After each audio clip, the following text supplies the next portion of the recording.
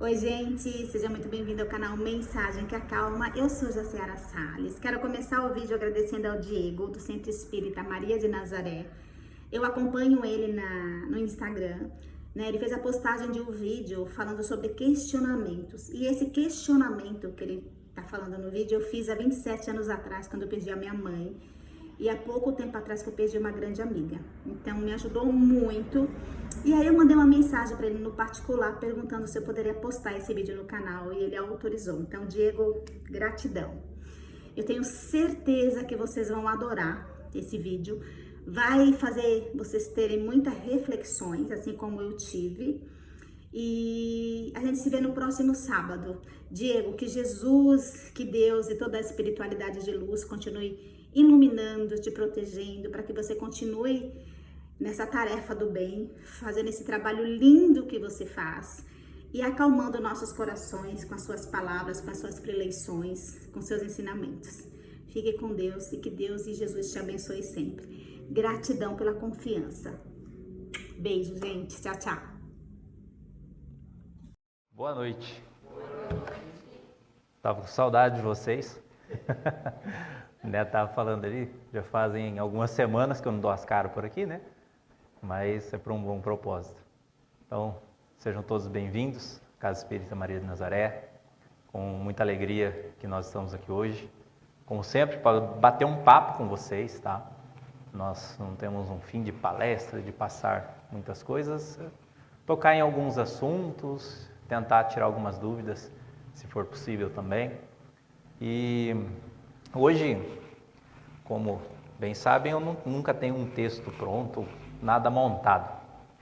E pensando no que poderíamos falar hoje, brinquei com o Neto, né? Olhei para a minha prateleira de livros lá na empresa, brinquei com a Clara, eu falei, escolhe um.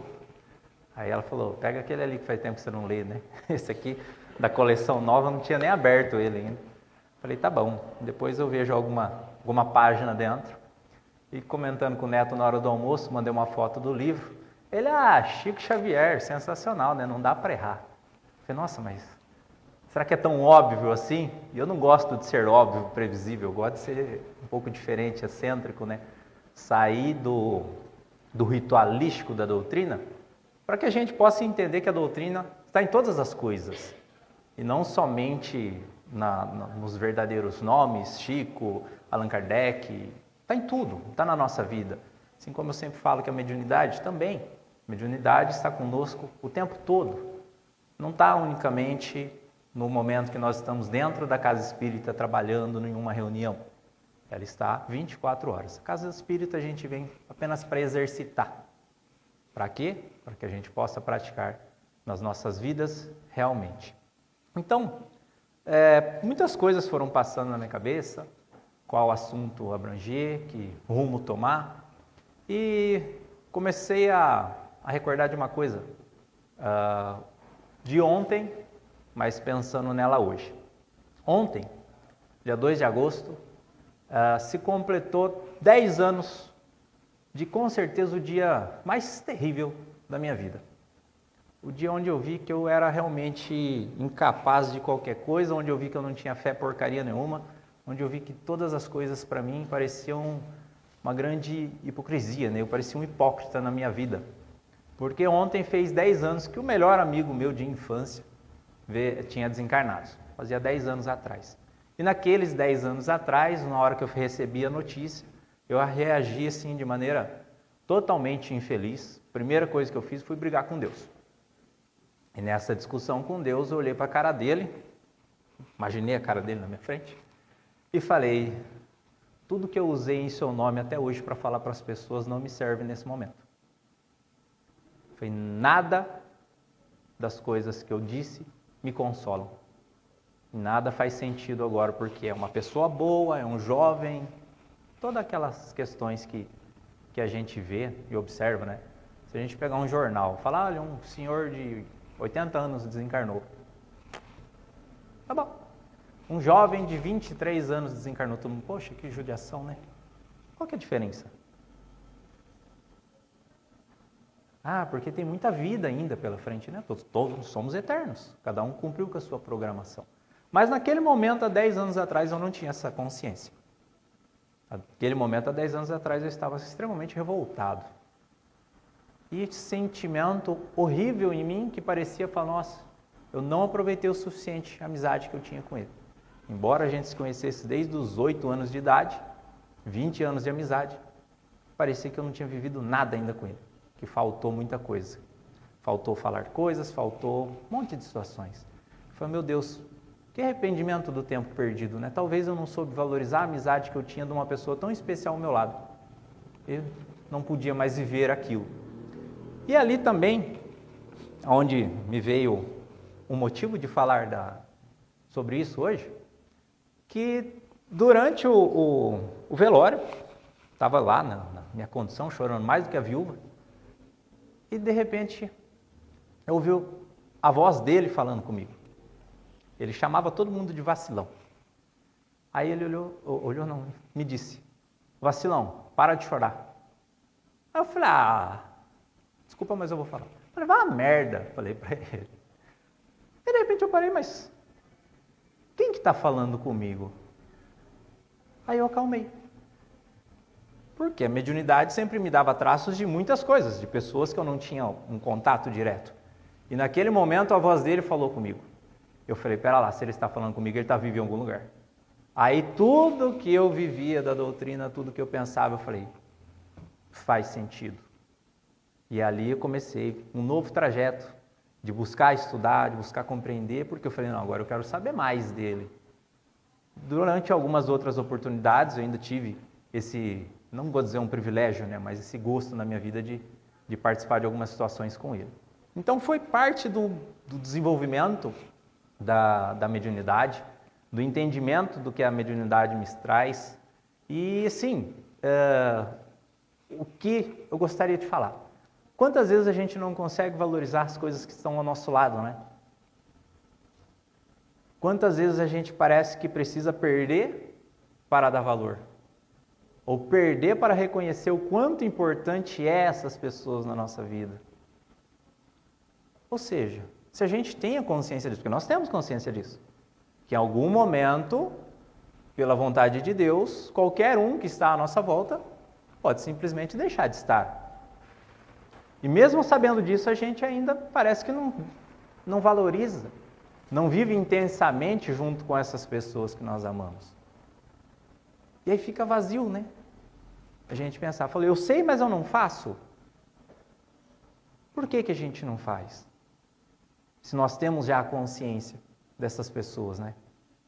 Se nós temos a ideia da família ao nosso lado, e muitas vezes a gente pega a família só para reclamar, só para criticar, para pôr defeito, para apontar situações, para enxergar a pessoa como se ela fosse um verdadeiro incômodo na minha vida e eu fosse a solução da vida dela. Isso é um ato muito egóico, né? De orgulho. Curiosamente, quando eu peguei esse livro, eu peguei e abri em um trecho aqui dentro, falei, vou abrir aleatoriamente, ao acaso, que não existe. E nessa página tem um trecho que fala sobre a família. André Luiz, no livro No Mundo Maior, um dos mentores que fala através das obras de Chico Xavier, estava em uma das várias passagens de estudo dele, observando situações, e ele observando o caso de uma família ali, encarnada ainda, mas que estava passando por um momento de crise com a parte da família, porém alguns outros ainda se uniam para orar. E ele observando a prece daquelas pessoas, ele narrou esse trecho. E ele fala, a família é uma reunião espiritual no tempo, e por isso mesmo, o lar é um santuário. Por muitas vezes, mormemente, ou acima de tudo, na Terra, vários dos seus componentes se afastam da sintonia com os mais altos objetivos da vida.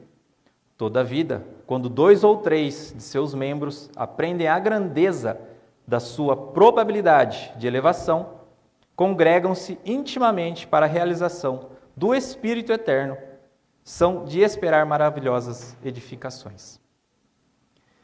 Veja que maravilha, né? A família é a reunião espiritual no templo. Nossa família hoje, que assume o papel de meu pai, minha mãe, meu irmão, minha esposa, meus filhos, eles não são verdadeiramente meu pai, minha mãe, meu irmão e meus filhos. Eles estão. Ou seja, a família ela assume um papel espiritual dentro do templo. Então, se a gente tiver ainda mais essa consciência, embora a reencarnação nos dê a possibilidade novamente de viver esses papéis, mas se a gente tiver essa consciência, que talvez essa oportunidade que eu estou de ser filho do meu pai e da minha mãe, pode ser que ela não venha se repetir tão já. Dependendo da minha necessidade espiritual, da dele, talvez a gente precise inverter papéis, trocar de função para desenvolver um outro lado. Então veja o quanto eu estou desperdiçando, além de tudo. O quanto tempo eu estou perdendo não enxergando o papel que as pessoas têm na minha vida como uma família. A família, segundo o Livro dos Espíritos, é um diminutivo da sociedade para que a gente possa aprender a amar mais rápido. Olha que lindo, né? Deus resumiu uma sociedade espiritual, me deu como parentes, como familiares, para eu poder desenvolver o meu amor. Porém, por um tempo determinado, pelo qual ninguém sabe. Ou seja, devemos aproveitar o máximo todo o tempo que temos.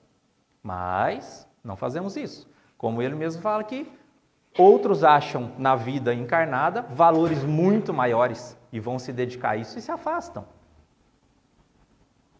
Vão atrás de uma realização pessoal, de um sonho material, de coisas que cumprem apenas com o objetivo próprio e não da sociedade familiar.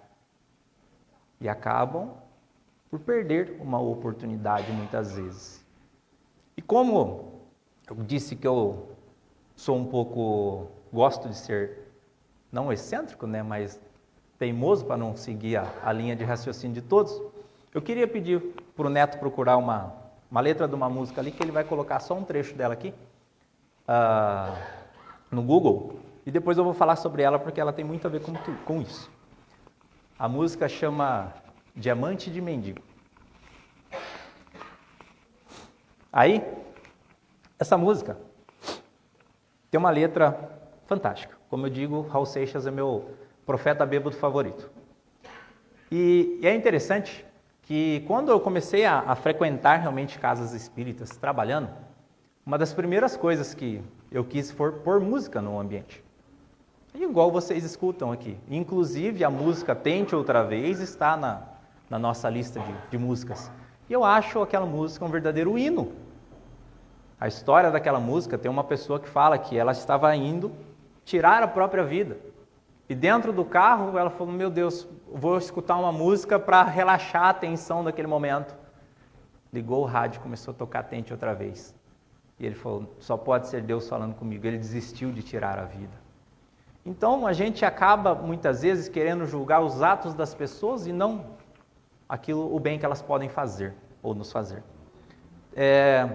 Falo isso por quê? Eu já ouvi uma vez uma pessoa falando que ela foi numa casa espírita e estava tocando Raul Seixas dentro da casa e ele achou aquilo um absurdo, porque Raul Seixas é um ser das sombras, um ser do mal, das trevas, um drogado, julgou ele, coisa que Deus pede para não nos fazer. E talvez, por uma música, ele tenha salvado mais vidas do que essa pessoa que se diz um trabalhador do Cristo. E não essa última vez que eu estava numa psicografia no Rio Grande do Sul, lá em Cachoeiro do Sul, para ser mais exato. Lá eu tenho um casal de amigos, que é o Domênico e a Rosane, são pais do Júnior, e quem envia mensagem eles há um bom tempo, de lá de São Marcos. E uma palestrante, enquanto nós escrevíamos, começou a falar sobre a motivação, sobre isso, e leu a música Tente Outra Vez.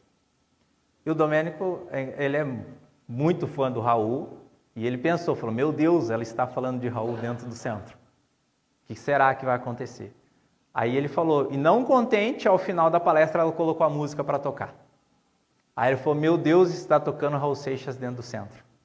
Aí ele ficou meio assim, qual será a reação das pessoas? Aí ele olhou para a mesa, eu estava escrevendo e eu estava cantando a música, porque eu gosto de cantar enquanto eu psicografo. E eu comecei a cantar a música. Ele falou, se o médium tá cantando, tá tudo bem. E aí ele veio comentar comigo. Ele falou, cara, isso, aquilo. Eu falei, Domênico, eu cresci ouvindo Raul Seixas. Minha vida inteira foi ouvindo Raul Seixas. E assim, não foi uma inspiração de fazer coisas tão boas, mas foi uma grande inspiração de entender letras, de coisas motivacionais. Show aí? Tá. Ele está preparando ali.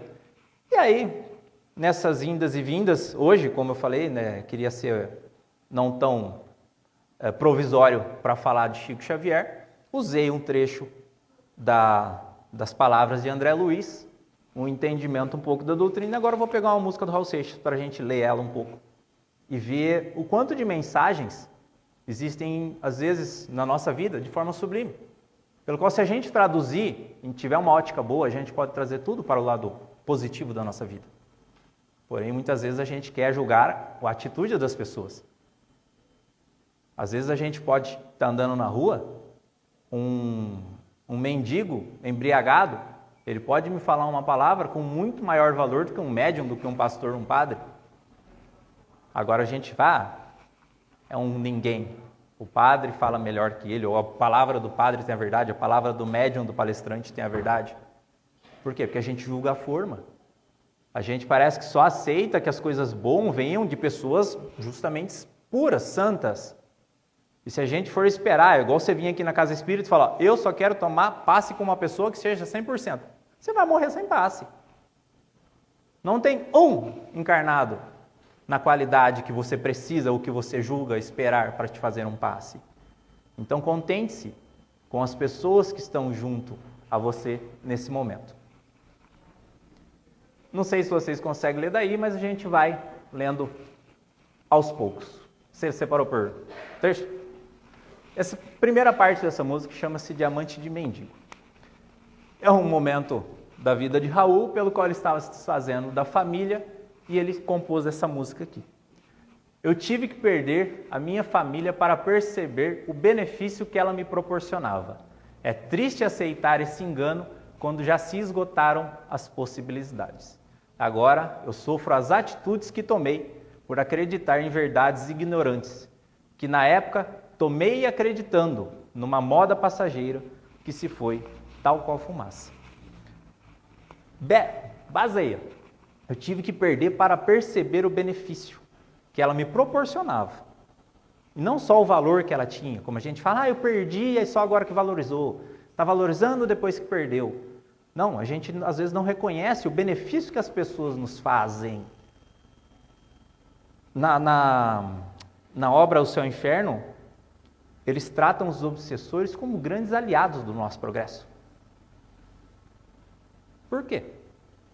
Vocês nos atrapalham, né? A gente quer evoluir, quer progredir, eles ficam nos tentando. Porque se não tivesse alguém para te cutucar, você não sairia do lugar. Você ia ficar em casa deitadão assistindo Netflix por longo tempo. Por isso que às vezes é bom dar uma doída.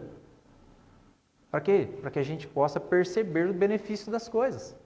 Mesmo o mal tem uma ação benéfica. O mal, ele nos constrange, às vezes desperta sentimentos em nós, meu Deus, mas como pode uma coisa tão grosseira estar acontecendo ainda? Olha que bom que o sentimento que ele gerou em mim. Eu já estou inconformado com a existência do mal. Então parte a mim agora a obrigação de querer fazer o bem, de querer me mudar. Porém, a gente fica naquela, fala, eu sou espírita, tenho só que fazer o bem. Eu estou na condição de ser espírita e lutar para tentar fazer o menos de mal possível.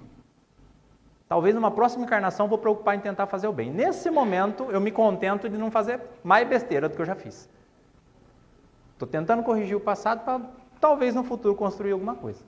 Então, pode voltar, Neto, ainda na outra lá. Ela falou, é triste aceitar esse engano quando já se esgotaram as possibilidades. Ou seja, já perdi. Já esgotou a possibilidade de eu tentar corrigir. Me enganei até então. Agora eu estou reconhecendo a falta que isso faz. E o pior de tudo, acreditei numa moda passageira que se foi tal qual a fumaça. Quantas pessoas não vão na onda do momento? É só olhar o nosso bazar, olha o tanto de roupa rosa que separaram para colocar ali. Eu não aguento mais ver essa Barbie. Eu passei esses dias na sala de casa, eu chutei a boneca da minha filha, porque eu tô com raiva. Por quê? Gente, como pode as pessoas são suscetíveis a modas passageiras? Você imagina, eu tenho certeza, eu não vi porque eu não procurei, mas se você for procurar por aí, eu tenho certeza que alguém catou e pintou o carro de rosa. E daqui 15 dias que vai lançar outro filme? Ai, meu Deus, me arrependi agora de ter pintado o carro de rosa. Vê o quanto a gente é suscetível às coisas mundanas, vamos dizer assim, né, que são da terra. Por que ninguém se empolga ao mesmo ponto de fazer o bem? Fala, olha, a partir de hoje eu vou parar de brigar com o vizinho. Vou parar de falar mal das pessoas. Vou parar de fazer coisas ruins. Não, vou mudar o mundo. Não, só vou mudar eu. Vou mudar a mim mesmo. É difícil, né? É mais fácil falar dos outros, ou pôr rosa e sair para a rua. Vou pular agora. E esse aqui é a parte do refrão que eu acho mais fantástico. Eu não respeitei o sacrifício que consta para construir a fortaleza que se chama família.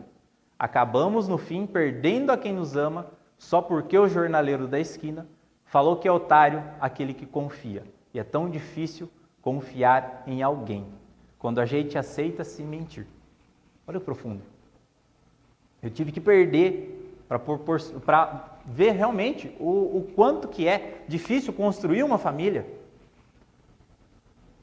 Quantas vezes a gente tem as pessoas dentro da nossa casa, a própria família herdada por Deus e também a que nós construímos aqui. Todo mundo, quando vai começar um relacionamento, você tem o livre-arbítrio e o direito de escolher. Agora, se você não soube escolher, não adianta reclamar. Se tem 8 bilhões de pessoas encarnadas no mundo e você escolheu uma, o incompetente é você se está ruim.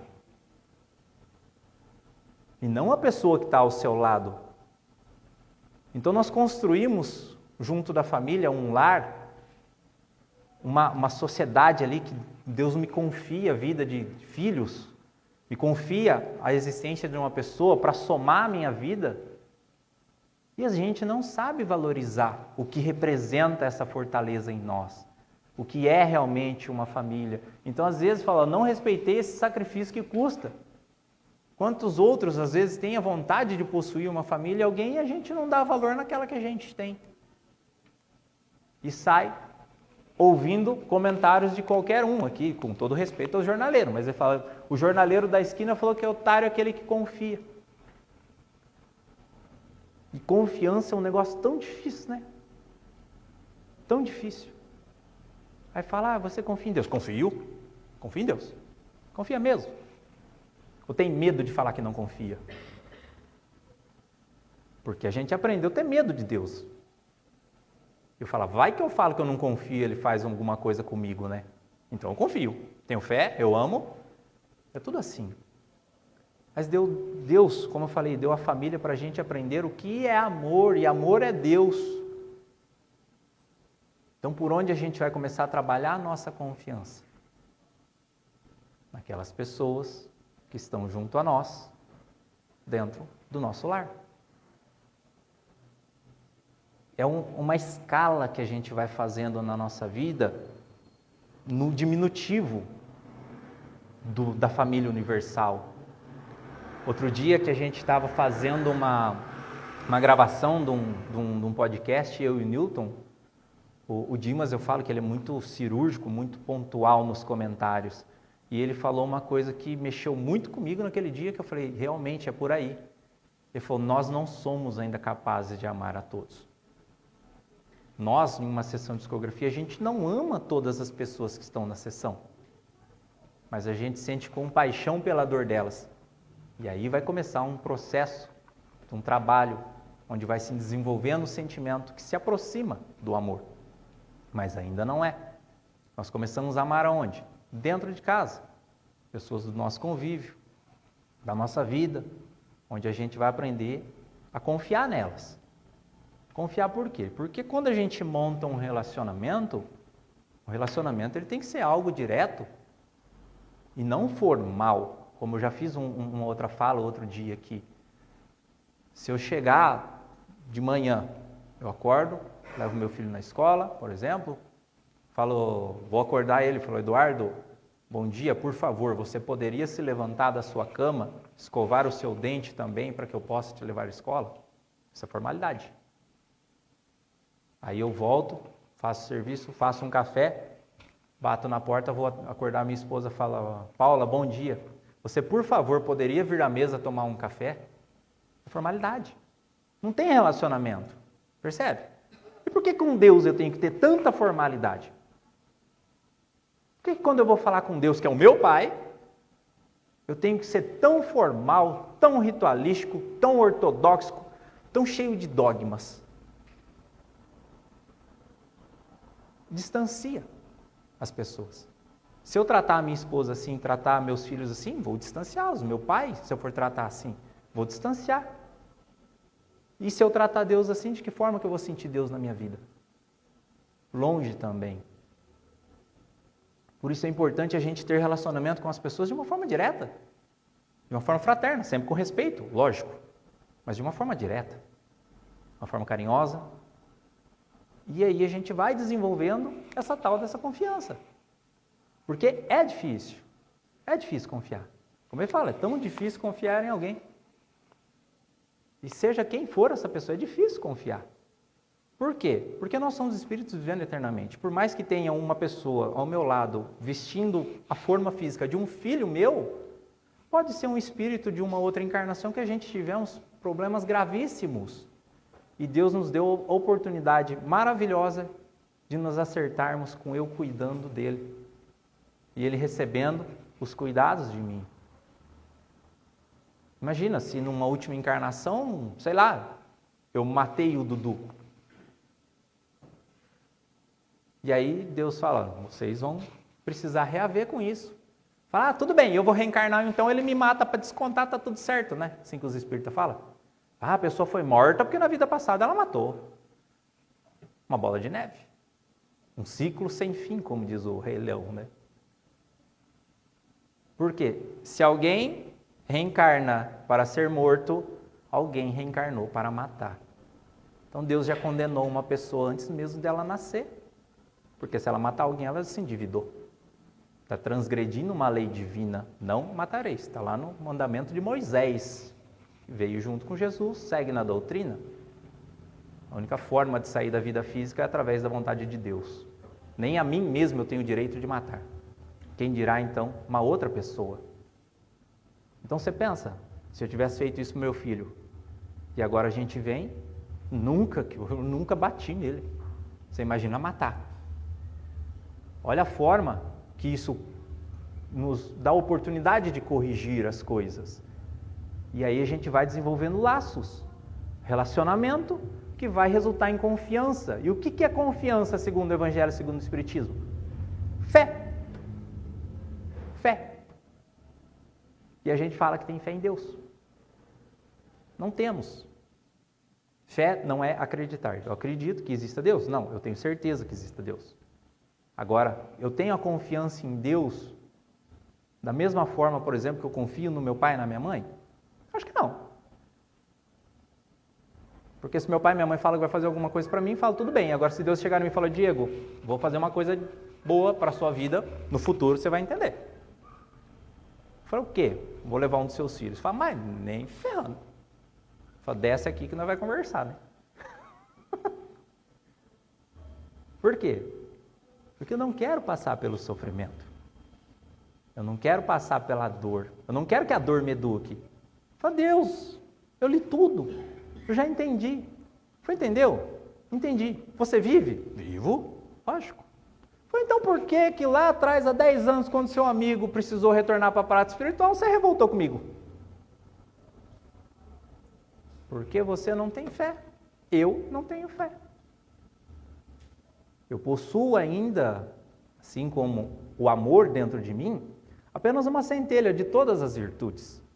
Assim todos nós. Nós estamos aqui vivendo nesse mundo de provas e expiações, passando por N dificuldades, por N transtornos, por coisas que às vezes a gente não consegue entender. Para quê? Para desenvolver essas virtudes, pelo qual a gente não possui. Como que se desenvolve uma virtude? Trabalhando os defeitos. Porque defeito a gente tem, todos eles. E a gente se afasta deles, se aproxima de Deus, quando nós buscamos trabalhar essa virtude. O Rodrigo contou na última palestra dele uma história que é muito bacana, do Bezerra de Menezes. No plano espiritual, uma pessoa fala, olha, eu não consigo me entender ainda como um espírita, como um cristão, porque eu sou uma pessoa muito falha, eu sou cheio de problema, eu não consigo viver essas coisas. Você já é Bezerra de Menezes, né? Como é que faz? Né? Eu não dou conta. E aí Bezerra fala a ele, falou, eu sempre fui uma pessoa cheia de problemas, cheia de vícios. E aí eu conheci o Espiritismo. E aí eu me tornei uma pessoa cheia de vícios, porém, que luta irredutantemente contra eles. Antes eu sentia prazer em praticá-los. Hoje eu já sei que é errado e eu me esforço para não fazê-los mais. Olha a diferença. Isso é uma construção das virtudes. E não é, virou espírita, virou santo, entrou para a igreja, virou santo, desencarnou, virou santo. Não. Todo mundo precisa passar por cada degrau para chegar a um ponto maior da própria consciência. O Espiritismo, como eu gosto de falar, ele é uma filosofia que nos elucida das coisas maiores da vida. Só o fato de eu me tornar espírita, me dizer espírita, não me faz um Chico Xavier. Só o fato de eu me dizer cristão não me faz Jesus. Mas o fato de eu me reconhecer como tal me faz ter responsabilidade de realizar as leis e as orientações que eles nos dão. Eu já ouvi quantas pessoas disserem, falar, a Bíblia é um livro muito antigo. O Espiritismo já está meio passado, né? Quase 100 e tantos anos aí. Sou ruim de conta. E você consegue praticar fielmente algum deles? Não. Então, quem precisa se atualizar, né? Se adaptar, não são os livros, são ainda as pessoas. O que cresce nas pessoas é sempre o ego, né? Sempre o orgulho. Eu estava assistindo uma série, os trechos que eu consigo de assistir, né? Porque eu sempre durmo.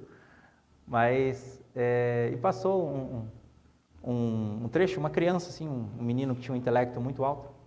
Aí juntaram uma roda de senhoras na casa e começaram a falar. Aí uma das senhoras lá fazendo oração falou, Deus criou o homem em sua imagem e semelhança. Aí a criancinha falou, não, o orgulho do homem faz ele pensar isso, porque Deus é muito mais. Aí, esse moleque tá com sacanagem, pum, bateram com a cruz na cabeça dele assim. Então, quando a gente põe a consciência nossa, na nossa vida, do que realmente nós somos, que é o que a doutrina traz para nos esclarecer, começa a ficar mais fácil a gente entender. Porque ou nós temos uma síndrome de grandeza, pula próximo aí, Neto. Ou nós temos uma síndrome de grandeza, de um orgulho, de uma vaidade tremenda, que entra nesse próximo trecho da música de Raul Seixas. Somente conhecendo a beleza da união é que a gente tem a força para não se enganar. E eu que me achava um diamante nas mãos de mendigo, só pelo medo de não sê-lo.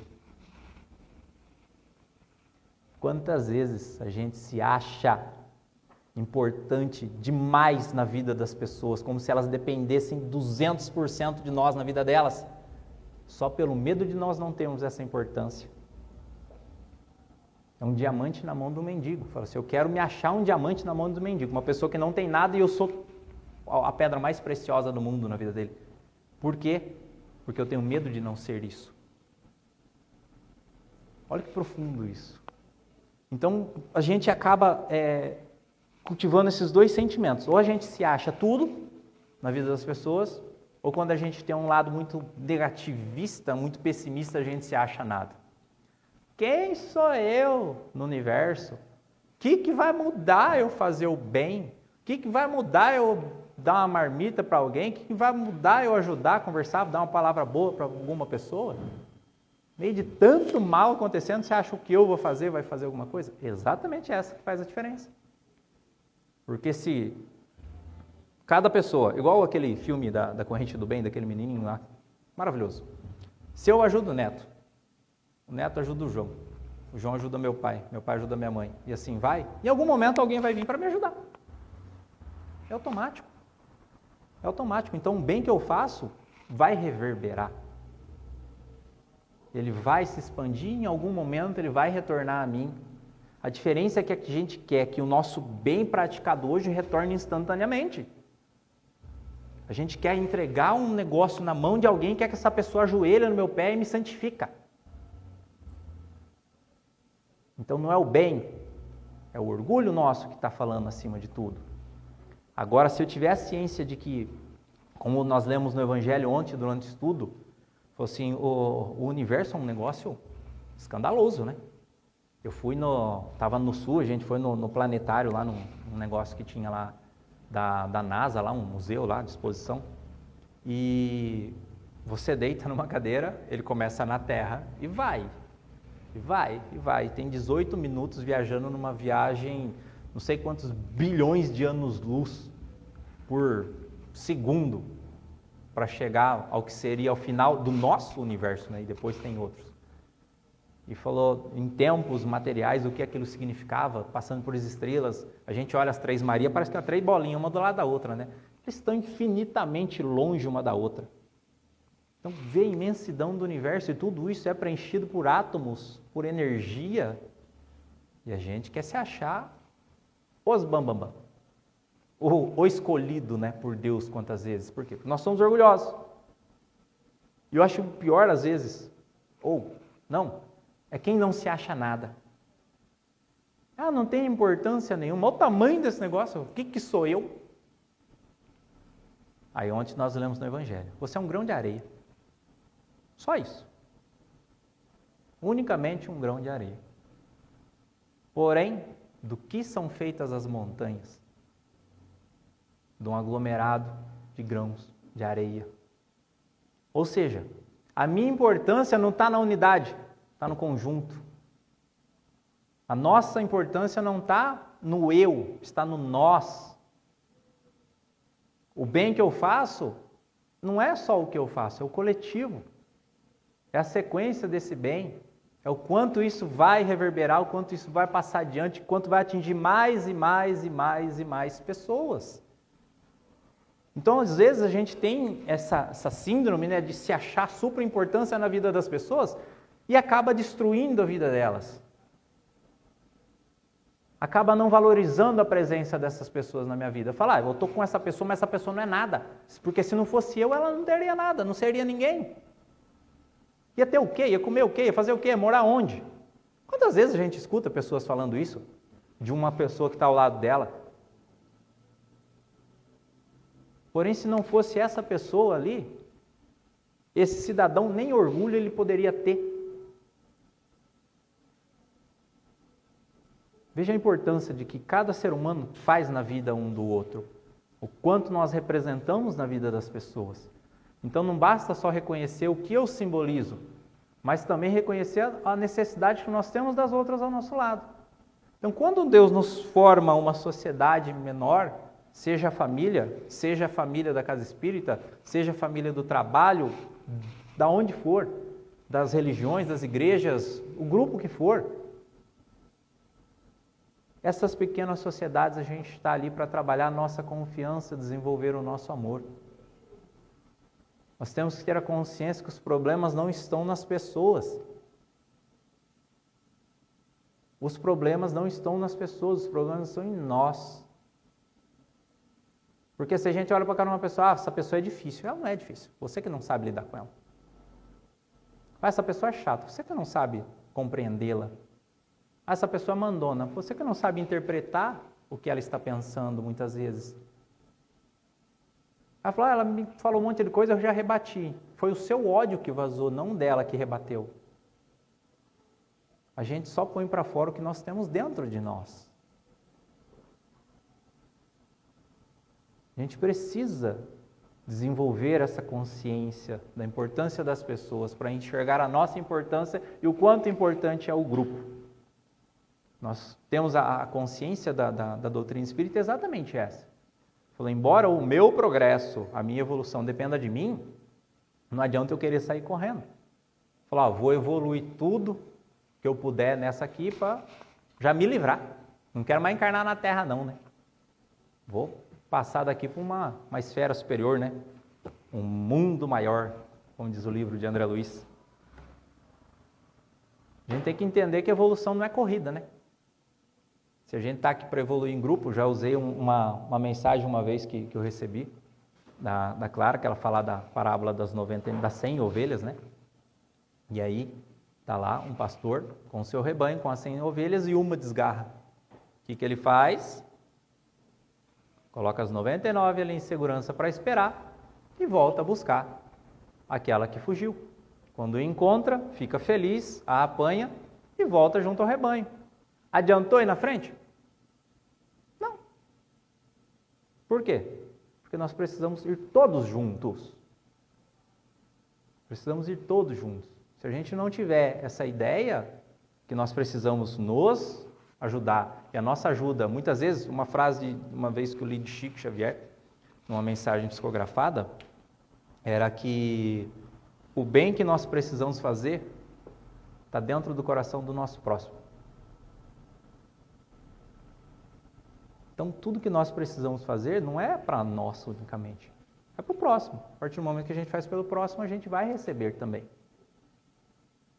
Mas a nossa mente materialista, né, visando a nossa vida como se fosse essa encarnação, acaba extinguindo, né, das nossas ações o fazer pelo próximo.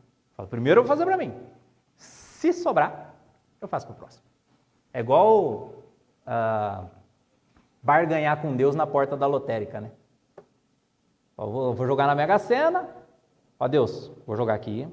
Se eu ganhar, vou pagar umas contas aí, vou comprar uma casa, vou tirar uma férias, dar umas voltas aí, arrumar minha família e tal. Ao que sobrar, eu vou doar. Né? Sempre assim, né? O que sobrar, eu ajudo os outros. Tinha uma história muito bacana uma vez. Foi do carro. Eu falei que ia vender o carro e usar o dinheiro para a casa espírita. Isso quarta-feira, 9 horas da noite. Na quinta-feira, 8 horas da manhã, apareceu um cara da Bahia, depositou o dinheiro na minha conta, no seu nome dele, nunca vi, veio um guincho, catou meu Opala e levou embora. Eu falei, meu Deus, brinquei com Deus, ele não sabe brincar. Pensei, né? Perdi o carro. Falei, não perdi, vamos investir na casa espírita. Contei isso para um amigo meu, ele foi na porta da lotérica, né? Ele falou, vou fazer igual o Diego, né? Vou falar que eu vou usar para Deus. Aí, ele não contente, foi lá, jogou e saiu. No que ele foi sair, tinha um senhorzinho, bem simplinho na porta da lotérica, assim. Aí chegou, filho, tô querendo jogar, mas não sei se meu dinheiro dá aqui, ó, para ganhar esse negócio da Mega Sena, né? Aí ele contou lá, tipo, o jogo era, não sei, R$4. Ele tinha R$2,50. Aí esse rapaz falou, vamos fazer o seguinte, vamos jogar o jogo do senhor e eu inteiro R$1,50. Eu falei assim, você fica com o meu telefone, né? E eu fico com o seu. Se ganhar, eu te ligo e a gente divide. Rapaz, nossa, que Deus te abençoe e tal. Aí ele falou, é Deus falando comigo, eu vou dividir com esse senhorzinho aqui, ele vai levar metade para ele, vai ficar outra metade para mim, vai arrumar minha vida.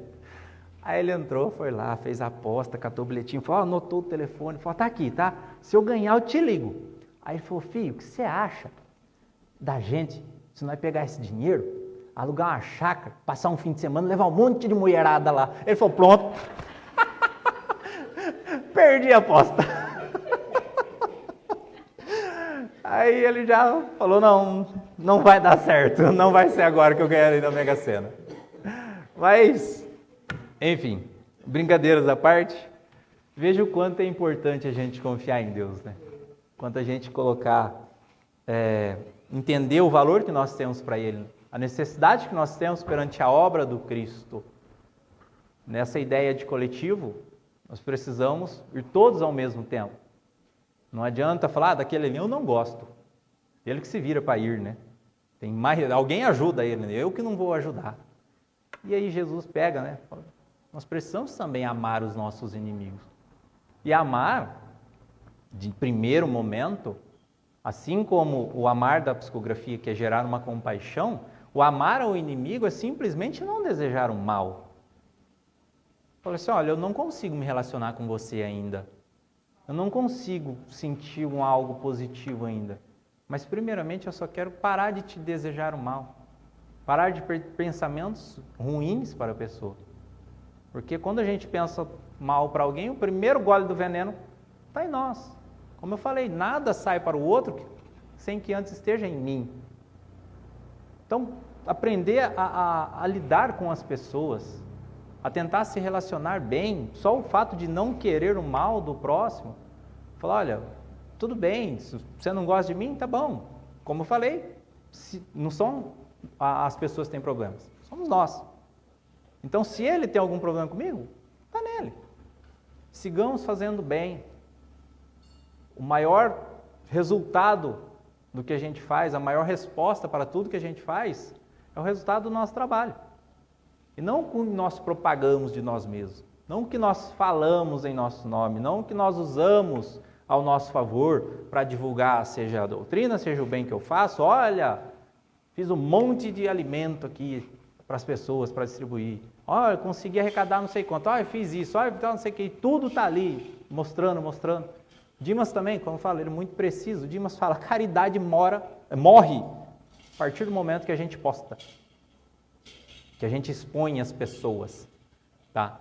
Você, às vezes, igual aqui na Casa Espírita, a gente posta os trabalhos que a gente faz. É uma prestação de conta.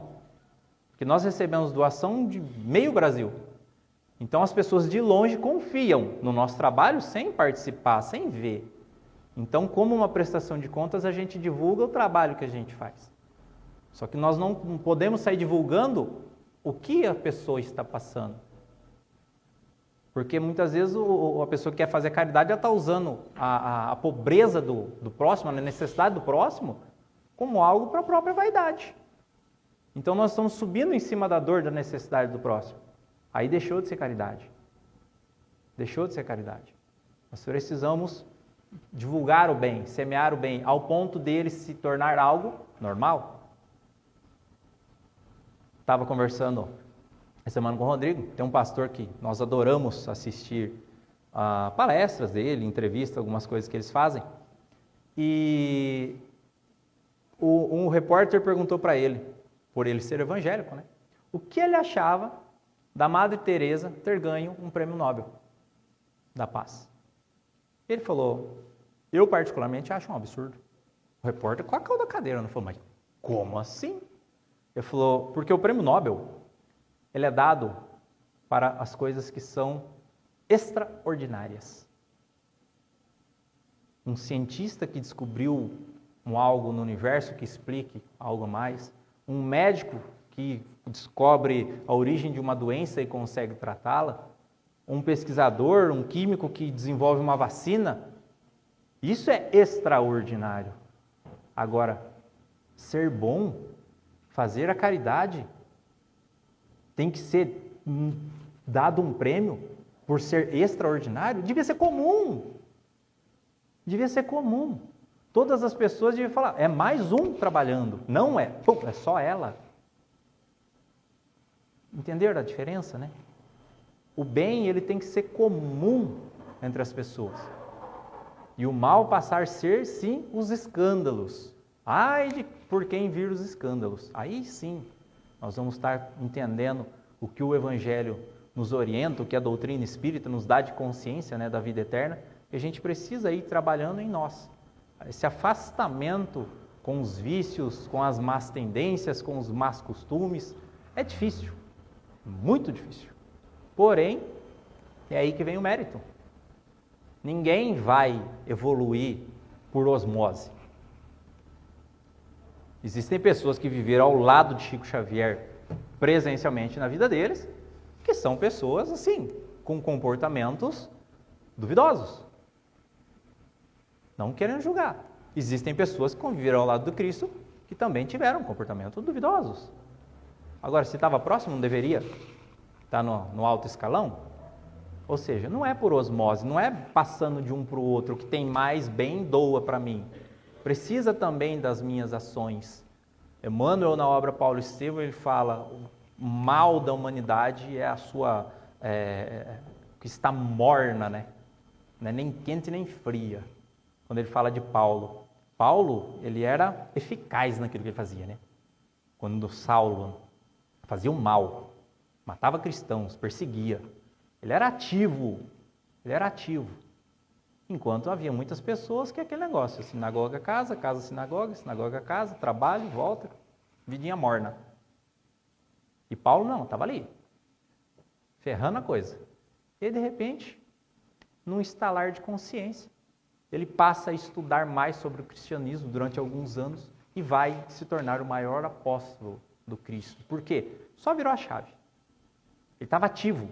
Então, todo o mal que ele fazia, passou a fazer tudo bem. Enquanto as pessoas que estão mornas não desenvolvem, não progridem. Então, é preciso ter atitude, é preciso ter ações. Não somente do estudo, mas na prática. Falar, mas nossa, eu tenho uns problemas aí, né? Não consigo fazer o bem da forma que eu deveria. Pegamos Jerônimo Mendonça, um dos maiores divulgadores da doutrina espírita. Falar, mas só falava. Tá, sabe qual era a condição dele? Ele só mexia a boca para falar e os olhos. Não tinha movimento algum do corpo. Ele tinha uma Kombi com uma maca dentro. As pessoas catavam essa Kombi, levavam até o lugar onde ele ia, subia até o auditório empurrando ele, colocava um microfone próximo à boca dele e ele falava ali por horas sobre a doutrina, sobre Jesus, sobre superação. Cada um faz o bem com a ferramenta que pode se utilizar. Fala, mas eu não sei ajudar na casa espírita porque eu não sou médium. Precisa ser médium para fazer o bem? Fala, não sei cozinhar. Fala, mas você sabe ajudar a pôr um prato na mesa das pessoas? Você sabe lavar uma louça? Ajudar a passar um pano no chão? Receber aqui na porta? Fazer qualquer coisa. Dá para fazer tanta coisa na casa espírita. Vir aqui colocar água nos copos. Em tantas funções que a gente pode ser útil, e isso aí vai ajudar alguém de alguma forma, porque se você coloca água num copo com fé, fala, olha, essa água aqui eu tenho certeza que ela vai ajudar a pessoa que vai beber. Você nem sabe quem que é. Você está desejando ao bem a uma pessoa que você nem sabe quem é. Isso é maravilhoso, porque a partir do momento que nós fazemos o bem, se uma pessoa toma uma água, fala, nossa, fui na casa espírita, saí tão bem de lá, tomei um passo, tomei uma água, aquela água estava com gosto diferente, parece que me fez bem. Aí ela chega em casa, ela ora pela pessoa que ela nem sabe que é. Ou seja, tem alguém orando por você que você nem faz ideia. O trabalho que a gente faz da psicografia, às vezes a pessoa fala, nossa, eu rezei tanto por você nesse tempo. Você nem faz ideia quem é a pessoa e ela estava rezando por você. Por quê? Você se prontificou a fazer algum tipo de bem na vida das pessoas. Você começou a valorizar as pessoas que estão à sua volta. Ver a necessidade delas como algo seu também. E não se achar... O cara, tipo, o Diego é psicógrafo, então todas as mães dependem dele. Não, de forma alguma, é um ajudando o outro. Eu tenho a capacidade de receber uma carta psicografada e elas têm a capacidade de doar um amor que eu não consigo ter ainda. Então é uma troca, O quanto elas oram, o quanto elas nos abençoam, algo que às vezes eu não consigo ter por outra pessoa.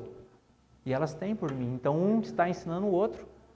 Nós estamos espiritualizando eles de alguma maneira, demonstrando a vida que segue, apenas isso. E não estamos revelando nada de extraordinário. Está tudo na Bíblia.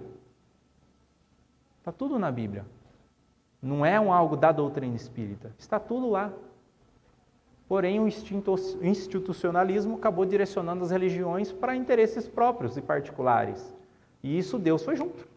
Jesus foi junto. O Espiritismo ele nos traz isso através de uma consciência, através de luz, de reflexão, de raciocínio.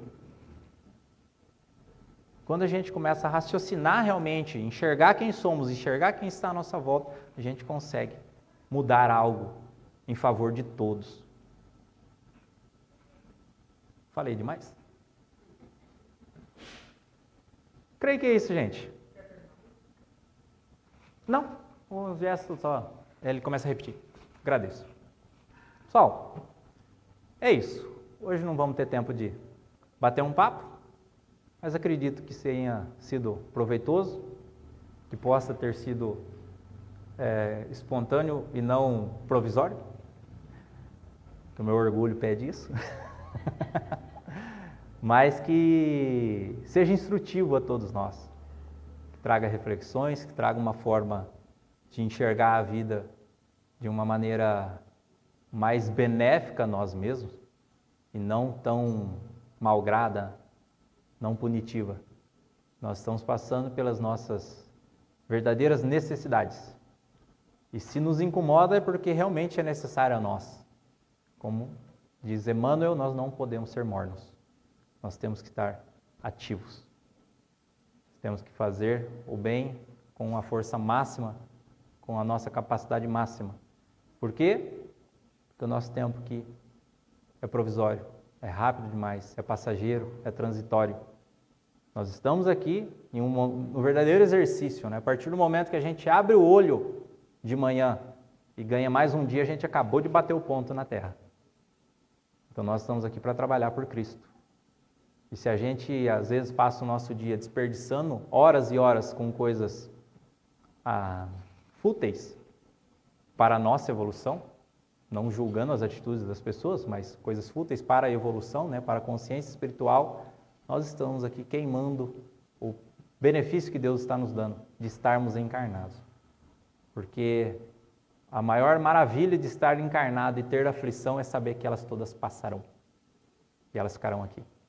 Se eu sou um ser eterno, 70, 100 anos de aflição na Terra é um piscar de olhos perante o amor divino que me espera na erraticidade e na vida espiritual. Que Jesus possa abençoar todos vocês, que essas palavras sirvam muito também a mim, a vocês, que a gente consiga trabalhar esse amor em nós, essa fé, essa confiança pelas pessoas. Me emociono até por lembrar do meu amigo, sei da presença dele em minha vida. A mãe dele me deu o presente, né, de eu receber uma carta dele uma vez, eu falo que foi mais para mim do que para ela.